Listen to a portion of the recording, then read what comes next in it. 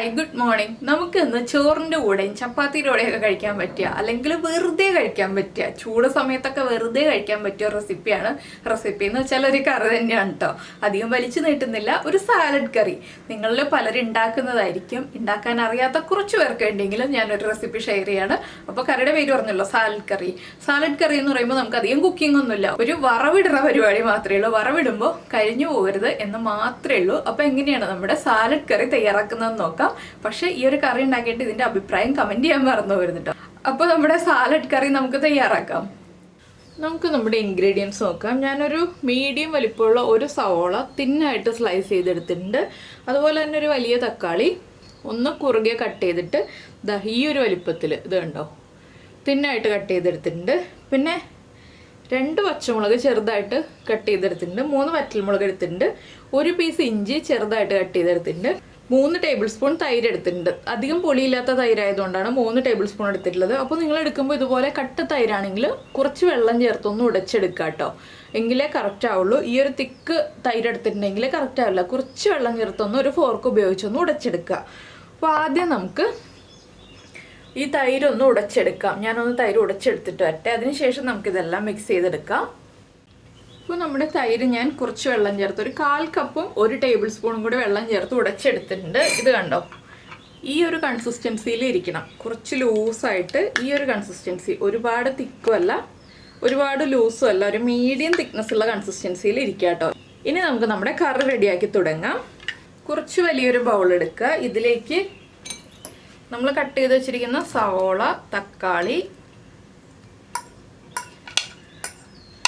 അതുപോലെ തന്നെ പച്ചമുളക് നിങ്ങളുടെ എരിവ് അനുസരിച്ച് എടുക്കുക. ഒരുപാട് പച്ചമുളക് ചേർത്തിട്ടുണ്ടെങ്കിൽ എരിവ് കൂടിപ്പോവും.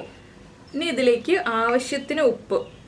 തൈരിൻ്റെ പുളി കൂടുതലാണെങ്കിൽ ഉപ്പ് കൂടുതൽ ചേർക്കരുത്, പഞ്ചസാരയാണ് ചേർക്കേണ്ടത്. അപ്പോൾ എൻ്റെ കയ്യിൽ പുളി ഇല്ലാത്ത തൈരായതുകൊണ്ട് ഞാൻ കുറച്ച് ഉപ്പേ ചേർക്കുന്നുള്ളൂ. ഇനി നമുക്കിതിലേക്ക് തൈരും കൂടി ചേർത്തിട്ട് മിക്സ് ചെയ്തെടുക്കാം. നന്നായിട്ടൊന്ന് മിക്സ് ചെയ്യാം. അപ്പോൾ ഇത് കുറേ നേരം നമ്മൾ ഊണ് കഴിക്കുന്നതിന് മുൻപേ ഉണ്ടാക്കി വെക്കരുത് കേട്ടോ.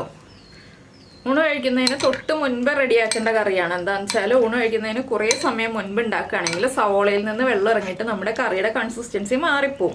അതുകൊണ്ടാണ് ഊണ് കഴിക്കുന്നതിന് തൊട്ട് മുൻപ് റെഡിയാക്കുക എന്ന് പറയുന്നത്. ഇതൊന്ന് മിക്സ് ചെയ്തിട്ട് ഉപ്പ് ചെക്ക് ചെയ്യുക. ഉപ്പ് കുറവാണെങ്കിൽ വീണ്ടും ഉപ്പ് ആഡ് ചെയ്ത് കൊടുക്കുക. ഈ തക്കാളിക്കും സവോളയ്ക്കും ഒക്കെ ആവശ്യമായിട്ടുള്ള ഉപ്പ് നമ്മൾ ചേർത്ത് കൊടുക്കണം.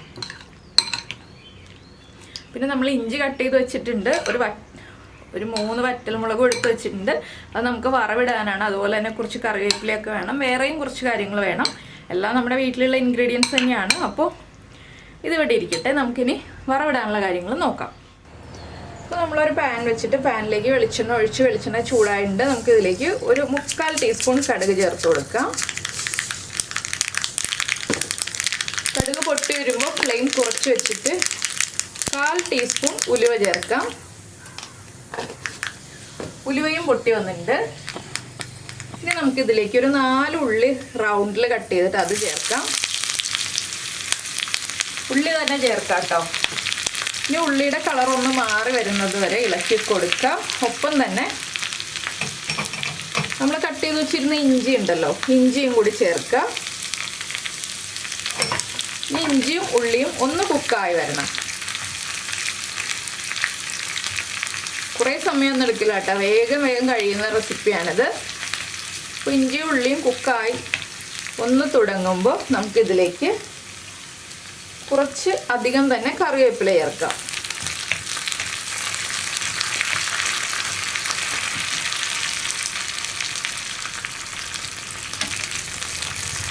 കറിവേപ്പിലയും ചേർത്ത് കറിവേപ്പിലയും ഒന്ന് കുക്കായി തുടങ്ങണം. അപ്പോൾ ഞാനിതിപ്പോൾ ഹൈ ഫ്ലെയിമിലല്ല ലോ ഫ്ലെയിമിൽ വെച്ചിട്ടാണ് ഈ ഒരു കാര്യങ്ങളൊക്കെ ചെയ്യുന്നത്. ഇനി ഇതിലേക്ക് നമ്മൾ ചേർക്കുന്നത് ഒരു 3 വറ്റൽമുളക്.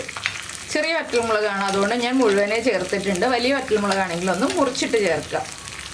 ഇനി ഇഞ്ചിയുടെ ഉള്ളിയുടെ കളറൊന്ന് നന്നായിട്ട് മാറി വരുന്നത് വരെ നമ്മൾ വെയിറ്റ് ചെയ്യാം. ഒരുപാട് അങ്ങോട്ട് ബ്രൗൺ ആയി പോകണ്ട, ചെറുതായിട്ടൊന്ന് ബ്രൗൺ ആയി തുടങ്ങുന്നത് വരെ വെയിറ്റ് ചെയ്യാം. ഇപ്പോൾ നമ്മുടെ ഇഞ്ചി ഉള്ളിയൊക്കെ ഒന്ന് കളർ ചേഞ്ച് ആയി വന്നിട്ടുണ്ട്. നമുക്കിനി ഇതിലേക്ക് 2 പൊടികൾ ചേർത്ത് കൊടുക്കാനുണ്ട്. ഫ്ലെയിം ഏറ്റവും കുറച്ച് വെച്ചിട്ട് അല്ലെങ്കിൽ ഫ്ലെയിം ഓഫ് ചെയ്തിട്ട് മാത്രം പൊടികൾ ചേർക്കുക. ഞാൻ ഫ്ലെയിം ഓഫ് ചെയ്യാണ്. ഇതിലേക്കൊരു 2 പിഞ്ച് മഞ്ഞൾപ്പൊടി. ഫ്ലെയിം ഓഫ് ചെയ്താലും നമ്മുടെ പാനിൻ്റെ ചൂടുകൊണ്ട് പൊടികൾ കുക്കായിക്കോളും. 1/4 ടീസ്പൂൺ മുളക് പൊടി. ഞാൻ കാശ്മീരി ചില്ലി പൗഡറാണ് ചേർത്തത്. എരിവുള്ള മുളക് പൊടി അല്ല. എരിവുള്ള മുളക് പൊടി ചേർത്തിട്ടുണ്ടെങ്കിൽ നമ്മുടെ കറിക്ക് എരിവ് കൂടിപ്പോകും. എന്താണെന്ന് വെച്ചാൽ നമ്മൾ പച്ചമുളക് ചേർത്തിട്ടുണ്ടല്ലോ. ഇനി നമുക്കിത് കറിയിലേക്ക് ആഡ് ചെയ്ത് കൊടുക്കാം. അപ്പോൾ നമ്മുടെ വറവ് നമ്മൾ കറിയിലേക്ക് ചേർക്കുകയാണ്. ചേർത്തിട്ട് നന്നായിട്ടൊന്ന് ഇളക്കി മിക്സ് ചെയ്യുക. അപ്പോൾ ഇത്രയേ ഉള്ളൂ, നമ്മുടെ സാലഡ് കറി റെഡി ആയി കഴിഞ്ഞു. അപ്പോൾ നിങ്ങളിങ്ങനെ കറി ഉണ്ടാക്കി നോക്കിയിട്ടില്ലെങ്കിൽ ഉറപ്പായിട്ടും ട്രൈ ചെയ്യൂ. നന്നായിട്ട് ഇഷ്ടപ്പെടും വീട്ടിലെല്ലാവർക്കും. അപ്പോൾ എന്തായാലും ഇങ്ങനെയല്ല കേട്ടോ പ്രസൻറ്റ് ചെയ്യേണ്ടത്, നല്ലൊരു ബൗളിൽ പ്രസൻറ്റ് ചെയ്യണം. അപ്പോൾ ഞാൻ ഇനി നല്ലൊരു ബൗളിൽ പ്രസൻറ്റ് ചെയ്തിട്ട് നിങ്ങൾക്ക് കാണിച്ചു തരാം. അപ്പോൾ നമ്മുടെ കറി ഇതാ ഞാനൊരു ബൗളിലേക്ക് മാറ്റി.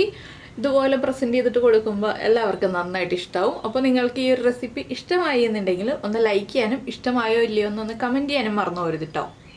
പിന്നെ നമ്മുടെ ചാനൽ ആദ്യമായിട്ട് കാണുകയാണെങ്കിൽ നമ്മുടെ വീഡിയോ പ്രസൻറ്റ് ചെയ്ത രീതിയൊക്കെ ഇഷ്ടമായി എന്നുണ്ടെങ്കിൽ ഒന്ന് സബ്സ്ക്രൈബ് ചെയ്ത് സപ്പോർട്ട് ചെയ്യണേ. സബ്സ്ക്രൈബ് ചെയ്യുന്നതിന് ഈ വീഡിയോയുടെ താഴെയുള്ള റെഡ് സബ്സ്ക്രൈബ് ബട്ടൺ ഒന്ന് ക്ലിക്ക് ചെയ്യുക. ആൻഡ് റൈറ്റ് സൈഡിലുള്ള ബെല്ലൈക്കണം ക്ലിക്ക് ചെയ്യുക. അപ്പോൾ ഓൾ എന്ന് പറഞ്ഞിട്ടൊരു ഓപ്ഷൻ കാണാം. ആ ഓളും കൂടി പ്രസ് ചെയ്തിട്ടുണ്ടെങ്കിൽ ഞാൻ എപ്പോഴും വീഡിയോ അപ്ലോഡ് ചെയ്യുമ്പോൾ നിങ്ങൾക്ക് നോട്ടിഫിക്കേഷൻ വരും.